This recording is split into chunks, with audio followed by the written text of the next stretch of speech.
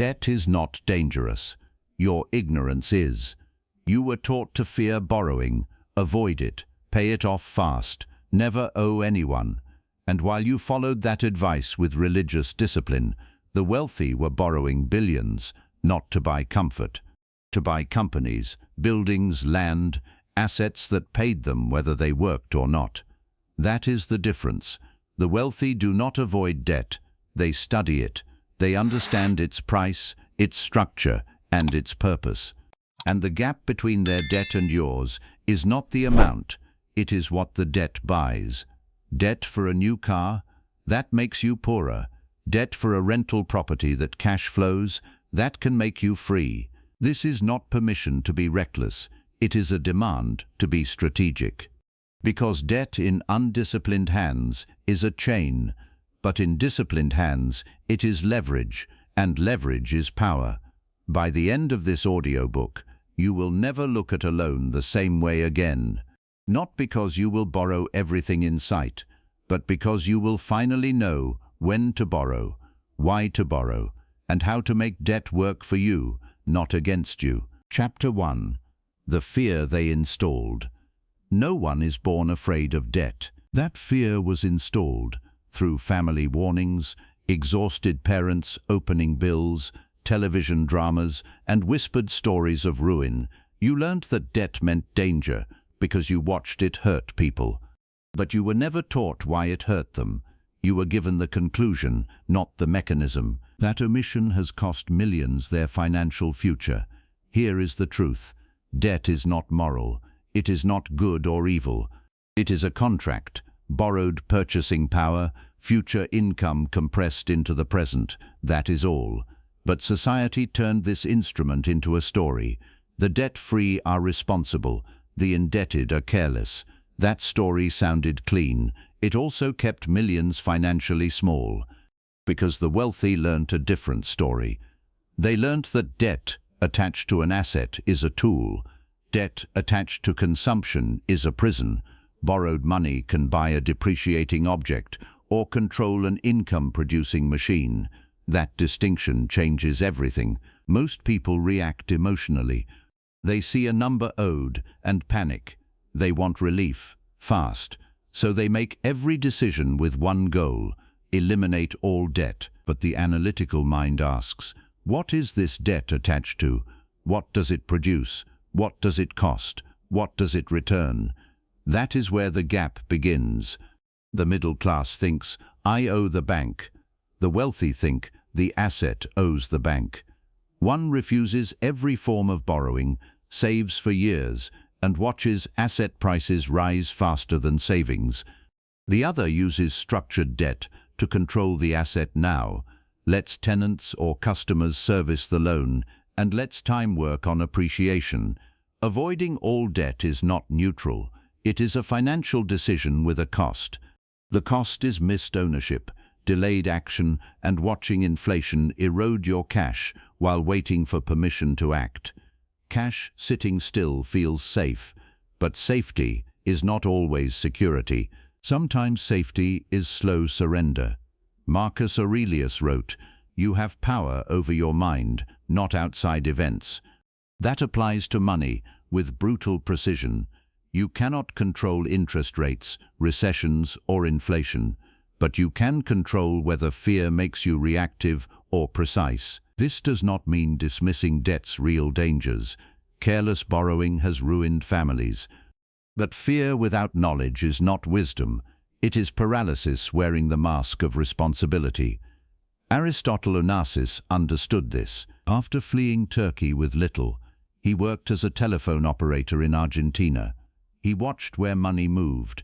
He found shipping demand, then borrowed against future contracts to control ships he could not afford. Not gambling, a contract, a need, an asset, and a loan structured around cash flow. Most people stop at the word borrowing. They never ask, is this debt tied to an asset that pays? Can a contract create certainty? Can bank money become a bridge to a future I cannot reach by saving a loan? You were conditioned to see the bank as an enemy. Sometimes it is. Sometimes it is a merchant selling capital. Your job is not to worship or fear it, but to understand the price of capital and decide if using it makes you stronger or weaker. That requires a new identity, not a reckless spender, not a frightened saver, a strategic capitalist, one who understands that every dollar has a job and that debt must serve a purpose. So sit with an opportunity, ignore the noise, ask the only question that matters: does this debt build my future or consume it? Because not all debt leads to the same destination. Some buys the appearance of wealth, some buys the machinery that creates it. Chapter 2. Two kinds of debt. Two kinds of life. That question must become automatic. Does this debt build your future or consume it? Most people never pause to ask. They see an object, feel desire, check the monthly payment, feel relief, and sign. The payment looks manageable. The object feels earned. The future cost feels distant. And another piece of their income is quietly assigned to a past decision. This is how consumption debt enters your life, not with drama, but with convenience. Consumption debt is borrowed money used to purchase something that takes money from your pocket and loses value over time. A car beyond your means, furniture financed because waiting felt uncomfortable, a vacation on a credit card, gadgets replaced before the old ones stopped working. The item may give pleasure. That is not the issue. The issue is the math. You pay interest. The item depreciates. You lose from both directions. You pay more than it was worth, then it becomes worth less than what you paid. And because the monthly payment is small, the damage hides in plain sight. Consumption debt feels like freedom at the beginning. It lets you enjoy tomorrow today, but tomorrow eventually arrives, and it brings the bill. Acquisition debt is different. It is borrowed money used to acquire an asset that produces income, rises in value, or creates measurable future cash flow. A rental property with reliable net income, equipment that expands a profitable business, inventory purchased to fulfill confirmed demand, a business acquisition with verified earnings. The difference is not what you call it. The difference is what it does. An asset puts money in your pocket. A liability takes money out. People often lie to themselves at this exact point. They call a luxury vehicle an asset because it can be sold. They call a house an asset while ignoring that it drains them every month. They call an expensive degree an investment while refusing to calculate whether it will produce enough income to repay the loan. A thing is not an asset because you hope it will become valuable. A thing is an asset because it produces value you can measure. That is the standard, not intention, not excitement, not social approval. Cash flow, return, control. Do not complicate it. Do not rationalize. Do not hide behind words like lifestyle, reward, status, or opportunity. Ask one question: will this put money in your pocket or take money out? If it takes money out, you are buying consumption. If it puts money in, you may be acquiring an asset. Then you must run the numbers, because a bad asset purchase can still destroy you. A rental property with negative cash flow is not a wealth machine just because someone calls it real estate. A business with weak margins is not an investment just because it has a logo. A property that depends on perfect conditions is not strategic. It is fragile. Robert Kiyosaki made this principle famous. Good debt puts money in your pocket. Bad debt takes it out. His early rental properties were built on one idea: rent should service the debt. The tenant's payment covered the mortgage. The property carried its own weight. That is self-liquidating debt. The asset creates income. The income pays the loan. The owner keeps the surplus. Equity builds through time, payments, and appreciation. That is the mechanism. You do not work endlessly to feed the debt. The asset works to feed the debt. This is why wealthy people can hold millions in loans and sleep well. Their debt is attached to assets that produce rent, revenue, dividends, or business income. Their debt may be large, but their cash flow is larger. A middle-class earner may owe $10,000 on credit cards and lose sleep because the debt is not supported by an asset. It is supported by labor. If income stops, the debt remains. The vacation does not pay. The television does not pay. The clothes do not pay. The debt is attached to memories, not machines, and memories cannot make a payment. Look at every debt you hold without shame. Shame is useless. Truth is useful. Ask what each balance purchased. Ask what each balance produces now.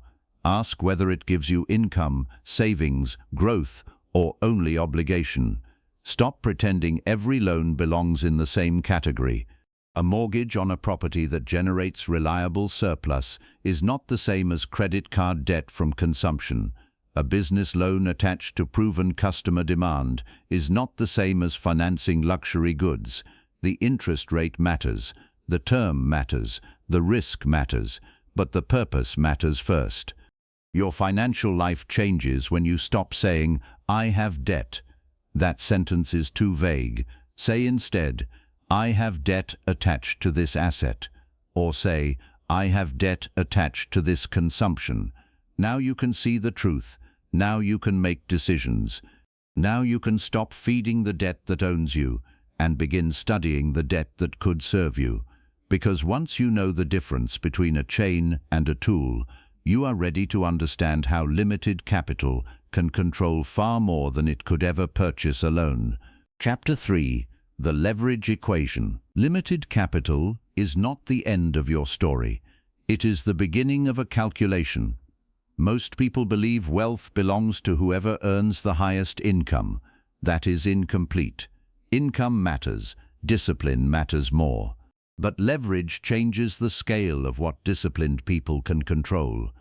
Leverage means using a smaller amount of your own capital to control a larger asset. It means refusing to wait until you can buy everything in cash. It means understanding that ownership is not always about paying the full price up front. Sometimes ownership begins with a down payment, a contract, a loan, and an asset that carries part of the burden. Imagine you have $100,000. You could buy a $100,000 property in cash. You would own it outright. No loan, no monthly mortgage payment. That feels safe. But now imagine you use that $100,000 as down payments on several properties, while borrowing the remaining capital at a responsible level. Instead of controlling one property, you may control several. Instead of receiving rent from one asset, you may receive rent from several. Instead of benefiting from appreciation on one asset, you may benefit from appreciation across a broader portfolio. That is leverage. It is not magic. It is math. If a property rises in value, the bank does not receive the appreciation. The bank receives interest and principal payments according to the agreement. The appreciation belongs to the owner. That is why leverage can be powerful. You control the full value of the asset. You benefit from its growth, but you only contributed part of the purchase price. If a $500,000 property rises by 10%, the gain is $50,000. The bank does not share in that $50,000 simply because it financed part of the purchase. That gain belongs to the person who controlled the asset. This is the part people miss. They think borrowing creates only an obligation. It can also create access to larger assets, access to earlier ownership, access to growth that would otherwise take decades to reach. But leverage amplifies everything. That is the warning. It magnifies gains. It also magnifies losses. A property rising in value can build equity quickly. A property with weak cash flow, high vacancy, expensive repairs, or rising costs can create pressure quickly. Leverage does not forgive bad decisions. It exposes them. The person who uses leverage without discipline is not strategic. That person is simply gambling with a more sophisticated vocabulary. Sam Zell understood this. He became famous for buying distressed real estate when others saw only failure. He found apartment buildings and properties that had been abandoned, mismanaged, or misunderstood. Then he asked a cold question. Can this asset produce enough cash flow to cover the debt, operating costs, and still leave surplus? If the answer was yes, he considered the opportunity. If the answer was no, he walked away. That was his discipline, not optimism, not arrogance, coverage. He examined whether rents could exceed the mortgage and expenses. He wanted room, margin, protection. He did not buy simply because the price seemed low. A cheap asset that cannot produce cash flow is still expensive. A highly priced asset with durable income may be worth far more. The truth is, leverage is only as strong as the asset beneath it. Borrowing does not create value. It gives you the ability to control value. You must still find the value. You must still verify the income. You must still understand expenses, taxes, insurance, repairs, vacancy, management, and risk. This is where most people stop. They want leverage to be a shortcut. It is not. It is an amplifier. If you are disciplined, leverage amplifies discipline. If you are careless, leverage amplifies carelessness. That is why working harder has a ceiling. Your labor can only be sold once at a time. You have a limited number of hours. A salary may rise, but your physical time remains fixed. Assets do not have the same limit. A rental property can earn while you sleep. A business system can serve customers while you are absent. A portfolio can produce returns while you are reading, resting, or spending time with family. This is not an argument against work. Work creates the first capital. Work develops character. Work teaches you what money costs. But labor alone does not always create scale. Leverage can. The strategic borrower understands the difference between earning money and controlling assets that earn money. The first gives you income. The second gives you options, and options are power. But power without restraint becomes destruction. You must never borrow because the bank says you can. You borrow only because the asset, the numbers, and the margin of safety prove you should. You do not use leverage to impress anyone. You use it to create cash flow. You do not use it to appear wealthy. You use it to acquire things that pay you. You do not chase every opportunity. You wait for the opportunities that survive hard questions. What happens if revenue drops? What happens if costs rise? What happens if you lose income? What happens if the asset does not perform as expected?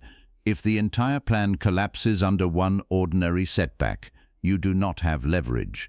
You have exposure. The truth is, the bank may lend you money, but the bank will not lend you judgment. That is your responsibility. Your discipline is the asset behind every asset. Your restraint is the protection behind every loan. Your ability to walk away is often more valuable than your ability to borrow, because leverage only becomes wealth when the money you borrow costs less than the value the asset creates. That difference is where borrowed capital stops being an obligation and starts producing income. Chapter 4. The Spread. Making free money from other people's capital. That difference has a name. The spread. The spread is the distance between what borrowed money costs you and what that borrowed money earns for you. It is the engine beneath leveraged wealth. Borrow at 6%. Deploy the capital into an asset producing 12%. The difference is 6%. That difference is your spread. It is income created from money that was never yours. Read that again in your mind. You did not create the capital. You did not wait decades to save the capital. You borrowed the capital. You paid for the use of it. You deployed it into something that produced more than its cost. You kept the difference. That is not trickery. That is business. Banks do it. Private equity firms do it. Real estate investors do it. Corporations do it. The wealthiest people in the world do not ask only, how much money do I have? They ask, what does capital cost, and what can this capital earn? That question separates consumers from capital allocators. A consumer sees a loan and thinks about the monthly payment. A strategic borrower sees a loan and thinks about the yield. A consumer asks whether the payment feels comfortable. A strategic borrower asks whether the return exceeds the cost, with enough room to survive reality. The truth is, a positive spread is not guaranteed. It must be proven. That is where discipline enters. You cannot assume a property will always rise. You cannot assume rent will always increase. You cannot assume a business will always make the same profit. You cannot assume a market return will arrive on schedule. Hope is not a return. A spreadsheet is not a guarantee. A salesman's promise is not due diligence. You need evidence. For real estate, examine actual rents, not dream rents. Actual rents. Examine vacancy rates, repair history, insurance costs, property taxes, management fees, maintenance reserves, loan terms. Then ask whether the income still covers every cost with a surplus. For a business, examine verified revenue, customer concentration, margins, competition, debt obligations, cash flow, demand. Do not borrow against a story. Borrow only against a reality that has been tested. J.P. Morgan built much of his financial power around this principle. He understood the cost of capital. He understood that money borrowed at a lower rate could be deployed into ventures, earning higher returns, railroads, industry, infrastructure. He did not treat capital as something sacred that must only come from his own pocket. He treated it as a resource. A resource has a price. If the resource can earn more than it costs, the transaction deserves examination. That is the mature way to view borrowed money. Not with fear, not with worship, with calculation. The wealthy often borrow more when the spread is favorable. That sounds insane to a person trained to eliminate all debt immediately. But if a stable asset produces far more than the loan costs, paying off cheap capital too quickly may reduce your ability to acquire more productive assets. This does not mean you borrow endlessly. It means you understand opportunity cost. Every dollar used to eliminate a low-cost loan is a dollar unavailable for a high-quality opportunity. The numbers must decide, not panic, not ego, not a motivational slogan.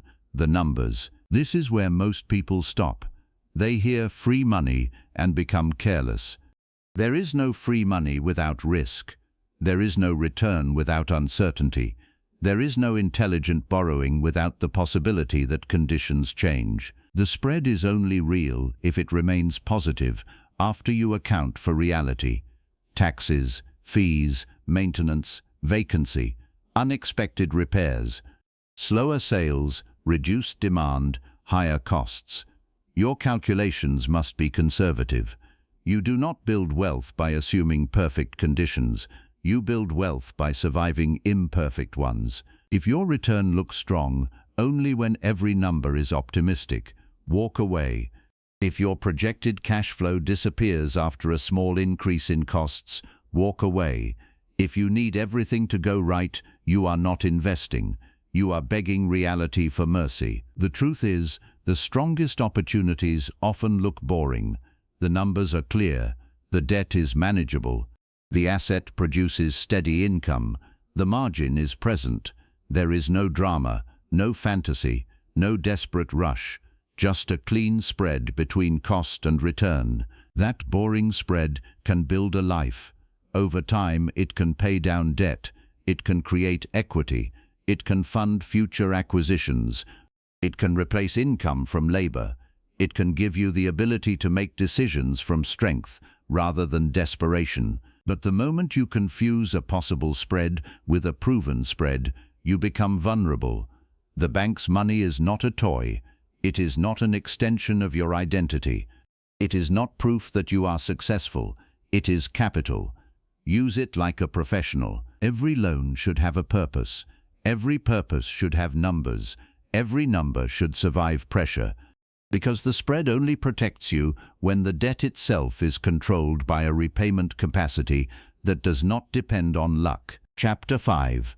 The discipline of borrowing only what you can repay. Luck is not a repayment plan. A future promotion is not a repayment plan.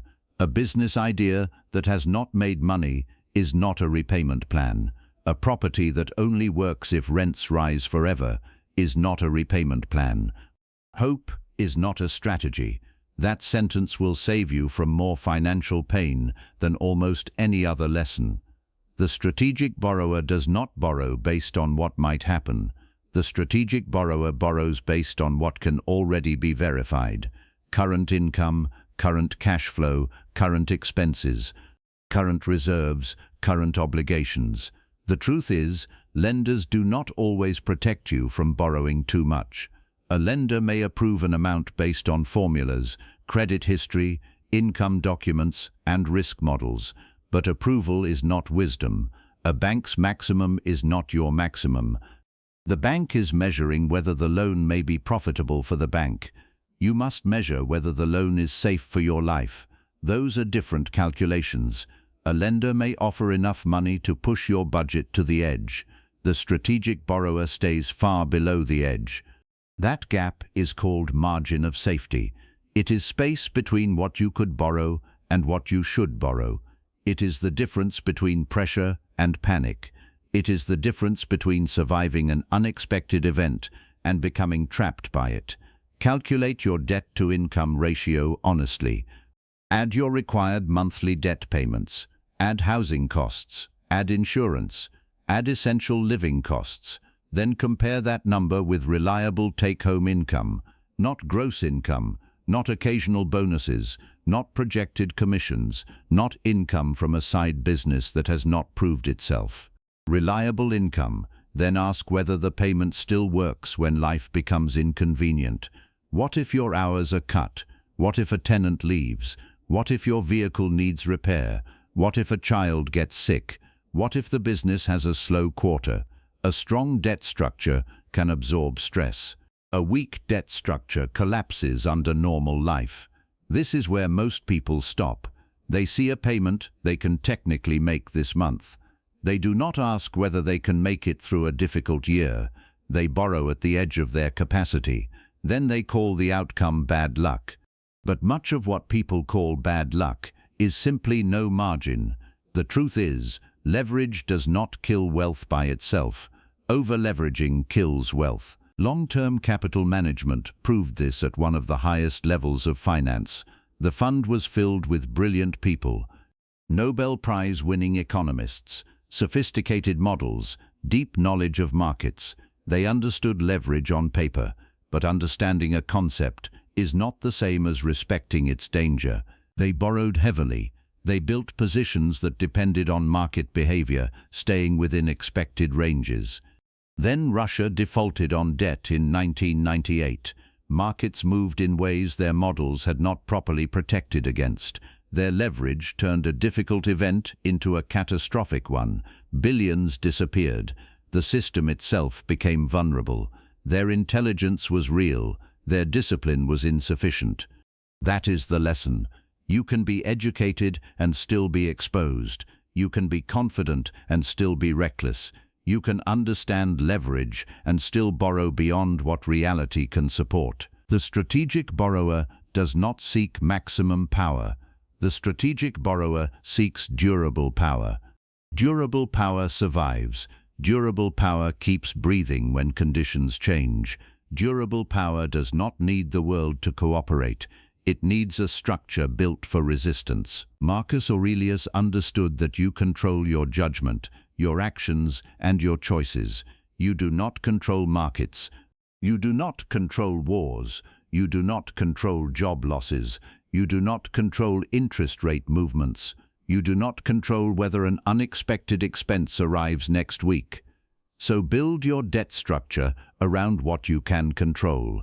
Keep payments manageable. Keep terms understood. Keep reserves available. Keep your personal spending low enough that an asset problem does not become a life problem. Do not let the bank's approval become your permission slip. You are not trying to prove you can borrow more. You are trying to preserve your ability to choose. The person with low obligations can wait. The person with low obligations can negotiate. The person with low obligations can survive setbacks. The person with crushing obligations must accept whatever comes next. That is not freedom. That is financial dependency. Borrowing only what you can repay is not timid. It is disciplined. It is the difference between a weapon and an accident. You do not need every opportunity. You need the right opportunities. You do not need the largest portfolio. You need a portfolio that remains yours when the economy turns cold. You do not need to look powerful. You need to remain standing. And remaining standing requires more than income and good intentions. It requires liquidity beneath every obligation you carry.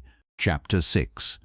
Inflation as your silent partner. Liquidity is what keeps a debt structure alive. But once your structure is secure, another force begins working quietly in the background. Inflation. Most people fear inflation for good reason. Prices rise. Cash buys less. Savings lose purchasing power. The cost of daily life becomes heavier. For a person holding only cash and consumer debt, inflation feels like an attack. But for a strategic borrower holding long-term fixed-rate debt against assets that rise in value or produce growing income, inflation can become an ally, a silent partner, a force that reduces the real burden of debt while helping the asset side of the balance sheet grow. Think about a fixed mortgage payment. The payment is established when the loan begins.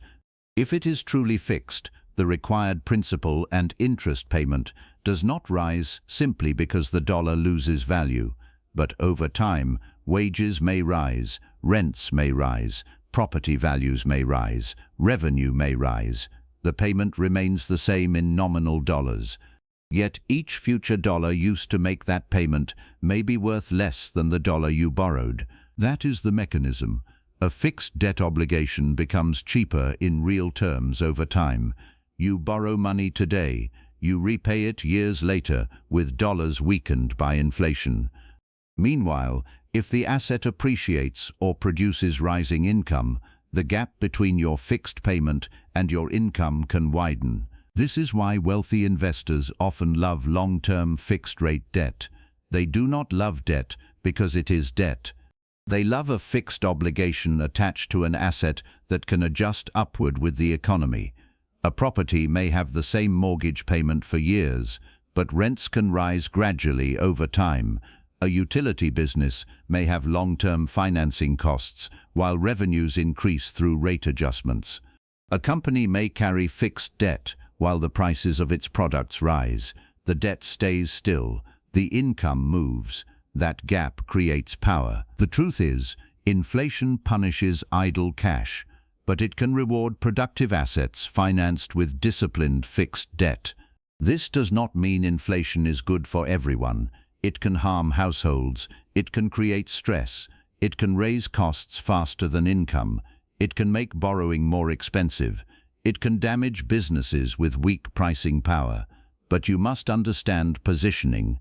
The same economic force can hurt a person holding cash and high-interest consumer debt, while helping a person holding productive assets and low-cost fixed debt. Warren Buffett has often discussed inflation as a destructive force against capital that sits idle. Cash loses value. Bonds with weak returns can lose purchasing power, but businesses with strong pricing power and assets supported by long-term financing can respond differently. If revenues rise while debt costs remain fixed, the real burden of debt can decline. This is why a strategic borrower does not rush to destroy every low-rate fixed loan simply because cash is available. The question is not, can I pay this off? The question is, what is the best use of this capital? If your loan costs 3% and your asset produces more than that after all costs, eliminating the loan may not be the strongest move. If inflation is reducing the real value of the loan over time, rushing to pay it off may sacrifice useful capital. But this is where most people stop. They hear that inflation can help borrowers and suddenly think every loan is wise. It is not. High-interest variable debt is not a friend. Consumer debt is not an inflation hedge. A loan on a depreciating item is not a wealth strategy. Debt that has no asset beneath it does not become intelligent because prices are rising. The asset must be real. The cash flow must be real. The rate must be understood. The payment must be manageable. The truth is, inflation rewards preparation. It does not reward denial. A fixed-rate borrower with reserves, stable cash flow, and a productive asset may benefit from time. A borrower with no reserves, unstable income, and rising variable payments may be crushed by the same period. Your position matters. Your terms matter. Your discipline matters. You do not get to control inflation, but you can decide whether inflation finds you holding cash that is shrinking, liabilities that are consuming you, or assets that are producing more while your fixed debt becomes lighter. That is not luck. That is structure. And structure only survives when it is built on a foundation strong enough to absorb emergencies without turning to panic borrowing. Chapter 7. The Emergency Architecture. A loan agreement does not care about your bad month. It does not care about illness. It does not care about layoffs. It does not care about a tenant who stops paying. It does not care about a broken furnace, a legal issue, a family emergency, or a recession. The payment date arrives. That is why every serious debt structure needs an emergency architecture beneath it. Not a vague promise, not available credit, not a belief that you will figure it out. Cash, liquid cash, accessible money set aside before the crisis arrives. The strategic borrower understands something that reckless people learn too late. Debt is manageable only while you have choices. Liquidity creates choices.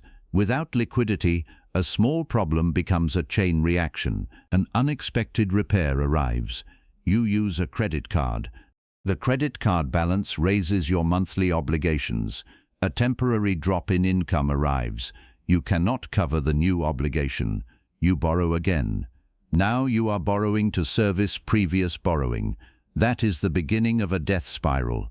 The truth is, debt becomes dangerous when it must be fed by desperation. That is why an emergency reserve is not optional. Before taking on significant debt, you need reserves covering 3 to 6 months of total essential expenses and loan obligations, not just groceries, not just rent. Everything required to keep your life and your asset structure functioning. Mortgage payments, insurance, utilities, food, transportation, medical needs, business expenses, minimum debt obligations. If you own rental property, include vacancy and repair reserves. If you own a business, include operating reserves. If you are self-employed, increase the margin. Your income may not arrive with the same certainty as a salary. You are not building an emergency fund because you expect disaster. You are building it because you respect reality. Life does not ask permission before it tests your structure. This is where most people stop. They want to invest every available dollar. They see cash as unproductive. They hate watching money sit in an account. But cash is not always sitting idle. Sometimes cash is standing guard. Sometimes cash is protecting an asset from forced sale. Sometimes cash is protecting your credit score. Sometimes cash is protecting your mind from panic. A person with reserves can make decisions slowly. A person without reserves makes decisions under pressure. Pressure makes expensive decisions feel reasonable. Credit lines are not emergency funds. Credit cards are not emergency funds. They are borrowed money, and banks can reduce credit access when conditions deteriorate. The moment you need credit most may be the moment it becomes difficult or impossible to obtain. Cash does not need approval. Cash does not ask for a credit score. Cash does not disappear because a lender becomes nervous. During the financial crisis of 2008, many investors held assets that were not permanently broken. Properties fell in value, vacancies increased, tenants struggled, credit tightened. Some investors had sound properties and long-term potential, but they had no cash reserve to survive the temporary pressure. They could not make payments, they could not cover repairs, they could not wait for recovery. They were forced to sell into weakness or face foreclosure. The assets did not necessarily fail, the structure failed. Other investors held cash reserves. They kept paying, they kept operating, they waited. When conditions recovered, they still owned their properties. Their equity survived because their liquidity survived. That is the difference. The strategic borrower does not ask only whether an investment works in good conditions. The strategic borrower asks whether it survives bad conditions. You do not need to predict every crisis. You need to accept that crises are part of the landscape. Your reserve is not a sign that you doubt your plan. It is proof that you understand plans meet reality. The truth is, confidence without cash is performance. Confidence with cash is power. Build your emergency architecture before you seek more leverage. Protect the foundation before you add another floor. Keep reserves separate from spending money. Do not call a vacation fund an emergency fund. Do not call investments you cannot sell an emergency fund quickly. Do not call available credit an emergency fund. Use the word correctly. Emergency money is money you can access immediately without creating a new debt, selling an asset at a bad time, or begging anyone for help. That reserve allows debt to remain a tool. Without it, debt becomes a threat. And when your structure is protected, every increase in income can be used with intention instead of being swallowed by fear, lifestyle, and old habits. Chapter 8. Channel every income. Increase into debt reduction. The raise arrives. The bonus arrives. The side income arrives. The business improves. And the world immediately starts whispering. Upgrade the car. Move to a more expensive place. Buy better furniture. Take a bigger trip. Wear proof that you are doing better. This is lifestyle creep. It is one of the most effective traps in modern life. Your income rises. Your spending rises with it. Your obligations rise. Your freedom stays exactly where it was. Sometimes it gets worse. The truth is, a higher income does not make you wealthy if every new dollar is already promised to a larger lifestyle. More income with more obligations is not progress. It is a more expensive treadmill. The strategic borrower does something different. When income rises, the first instinct is not expansion, it is reduction. More money goes toward principal, more money goes toward high-interest debt, more money goes toward eliminating obligations that consume future income. This is not glamorous. It does not look impressive online. Nobody applauds a person who keeps the same car while attacking debt. Nobody sees the extra payment made on a loan. Nobody celebrates the quiet decision to live below your means, but silence is where financial power is built. Every dollar paid above the minimum principal balance eliminates future interest that would have been charged on that dollar. That is a guaranteed return. If your debt costs 18%, paying down that debt is the equivalent of earning an 18% risk-free return. No market needs to cooperate. No customer needs to buy. No tenant needs to renew. The interest simply stops accruing. That is power. This is where most people stop. They focus on the monthly payment. They do not understand the principle. They make the minimum payment because it feels manageable. But minimum payments are designed to stretch the relationship with the lender. They keep your debt alive. They keep interest flowing. They turn a short purchase into years of obligation. The strategic borrower attacks the principal because principal is the source of future interest. Reduce the source, reduce the cost. Then the next payment has more force. The balance falls faster. The interest falls. The available cash grows. This is not linear. it becomes a snowball. At first, the extra payments may feel small, but every reduction in debt lowers future interest. Every reduction in interest increases the amount available for principal. Every increase in principal payments speeds the escape.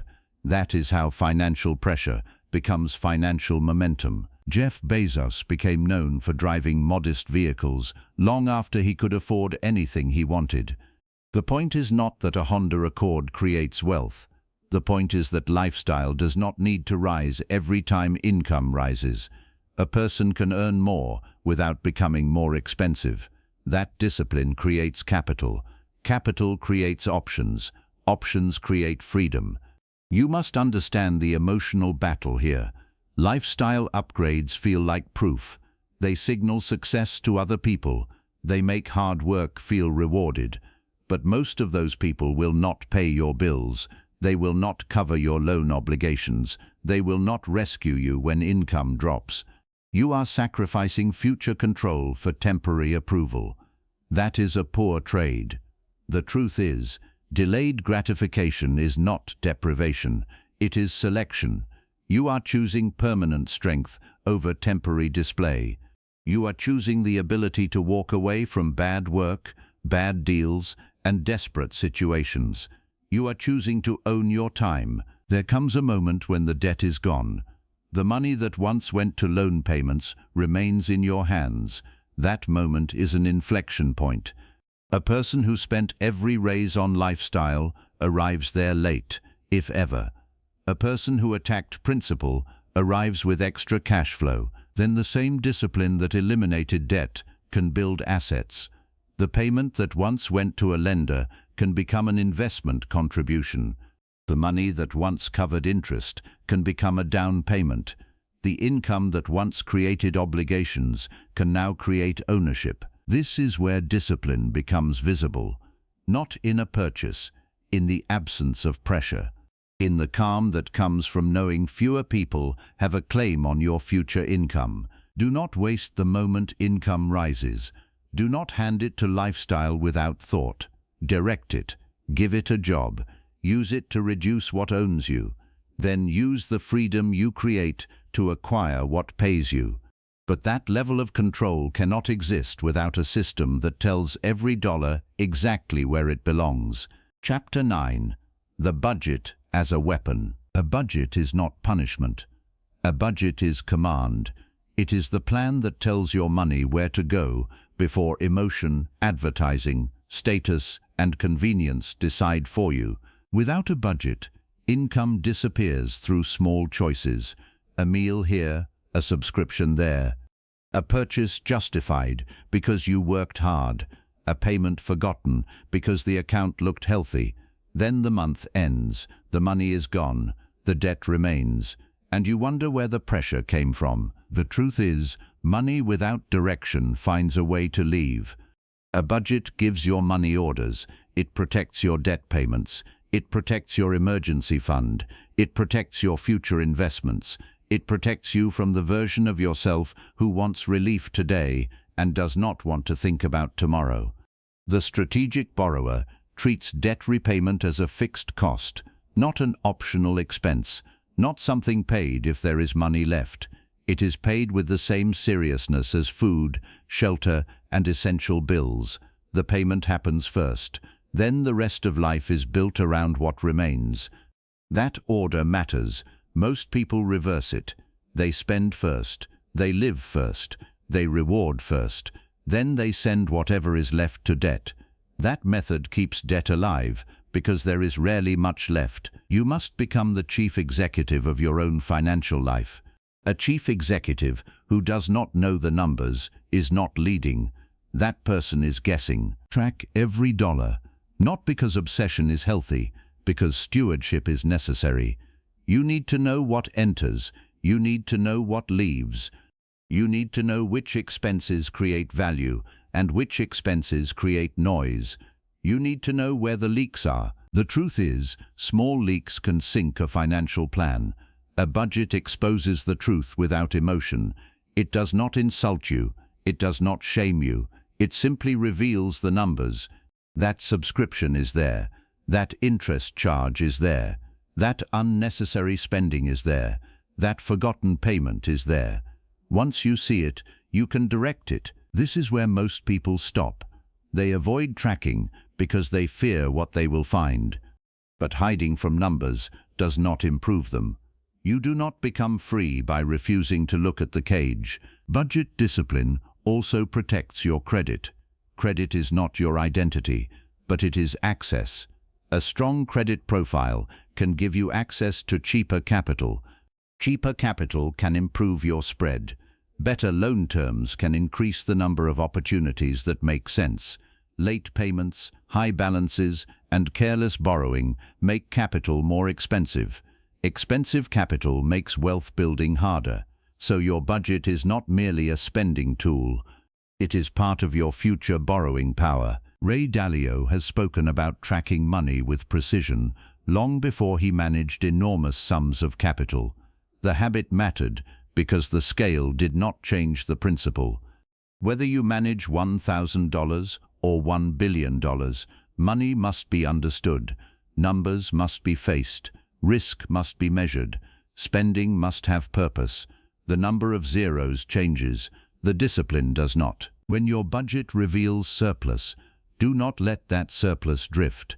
Assign it. Send it toward principal. Send it toward reserves. Send it toward assets.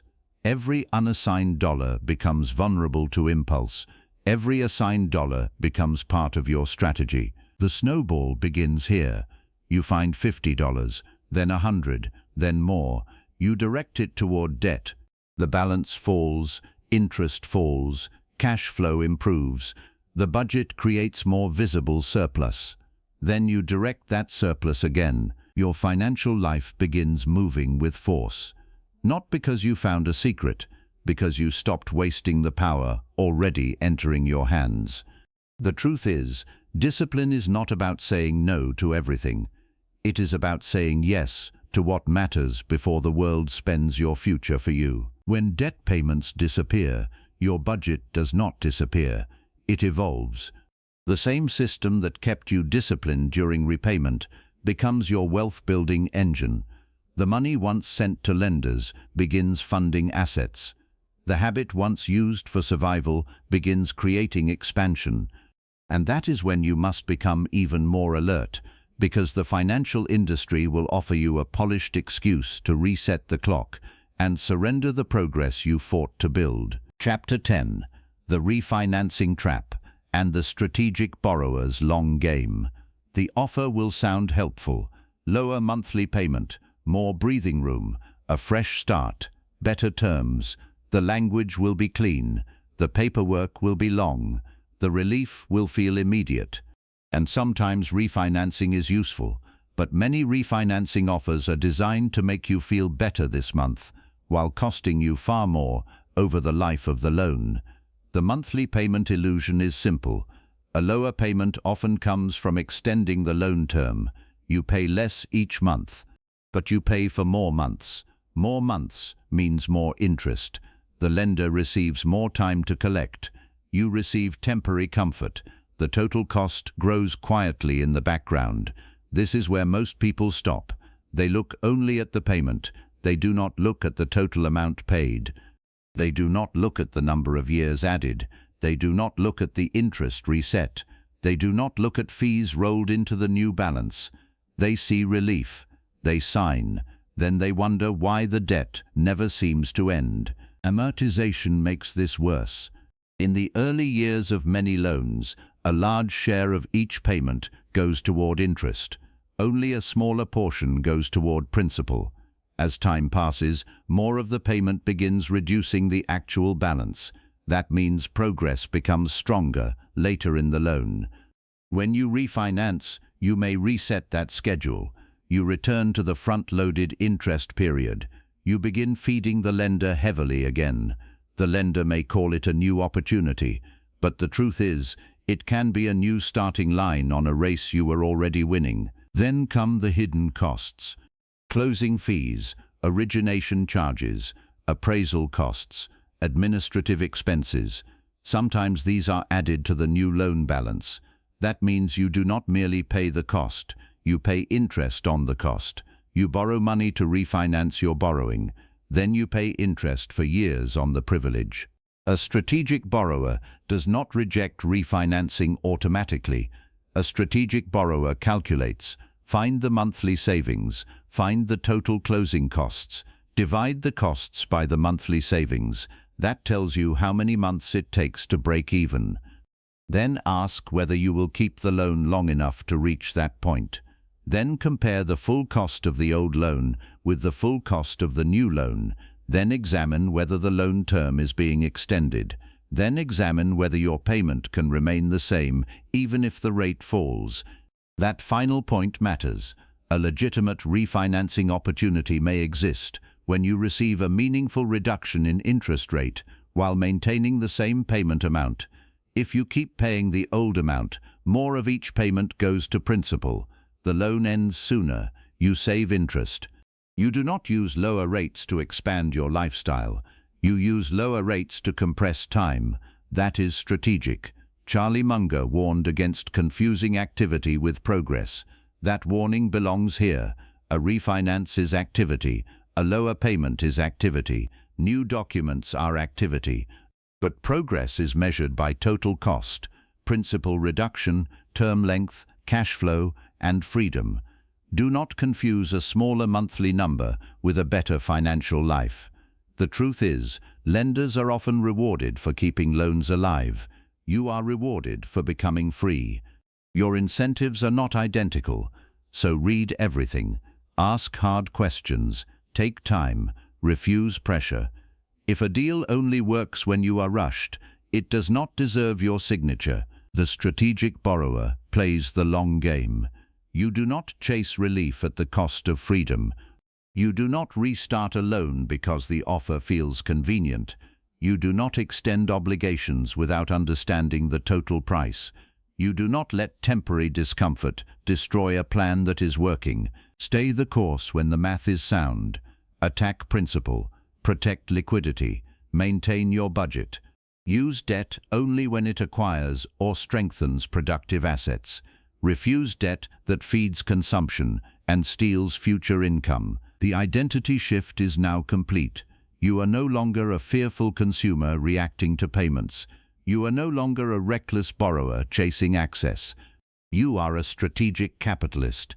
You study the terms. You control the risk. You understand the purpose. You make debt serve you. And you never forget that the true goal was never to owe more. The goal was always to own more. Debt is not freedom. Debt is not slavery. Debt is a tool. A tool can build a house. A tool can destroy a house. The hand holding it decides. You do not need to fear borrowed money. You need to fear borrowed money without purpose. You do not need to worship cash. You need to understand what cash can control. You do not need to impress anyone. You need to protect your future. The truth is, financial strength is quiet. It does not need applause. It does not need symbols. It does not need strangers to understand it. It is the ability to make a payment without panic. It is the ability to endure a difficult month without collapse. It is the ability to say no when an offer does not make sense. It is the ability to wait. It is the ability to walk away. It is the ability to use capital without becoming controlled by it. You were taught to see debt as a monster. Now you see it as a contract. You were taught to see borrowing as failure. Now you see borrowing as a decision. You were taught to chase comfort. Now you understand control matters more. The wealthy do not become wealthy because they never owe money. They become wealthy because they understand what their obligations are attached to. They use debt to acquire assets. They use assets to create cash flow. They use cash flow to reduce risk. They use discipline to keep the system stable. They repeat this for years. No drama, no fantasy, no sudden rescue. Just clear thinking applied over time. This is where most people stop. They want the feeling of wealth before they build the structure. They want the car before the asset. They want the reward before the discipline. They want the appearance before the control. but appearance is expensive. Control is priceless. A lender can finance an object. A lender cannot finance judgment. A bank can approve a loan. A bank cannot approve your future. That responsibility belongs to you. Every debt must answer a question. What does this buy? What does this produce? What does this cost? What does this make possible? If the answer is only pleasure, status, or escape, be honest. If the answer is cash flow, ownership, growth, or productive control, run the numbers, then run them again. Your fear does not need to disappear. It needs to become useful. Let it slow you down. Let it make you read the terms. Let it make you build reserves. Let it make you borrow below your limit. Let it make you respect what you cannot control. But do not let fear make your decisions for you. Silence is not weakness. Restraint is not lack. Patience is not passivity. They are forms of power. The strategic borrower does not chase debt. The strategic borrower chases productive assets. The strategic borrower does not seek maximum leverage. The strategic borrower seeks sustainable leverage. The strategic borrower does not celebrate approval. The strategic borrower celebrates control. You do not need permission to think differently. You need discipline to act differently. Your future will not be built by the money you spend to look successful. It will be built by the assets you control when nobody is watching. Use debt carefully. Use cash wisely. Use time patiently. And let every financial decision answer to the same standard. Does this make you more dependent? Or does this make you more free?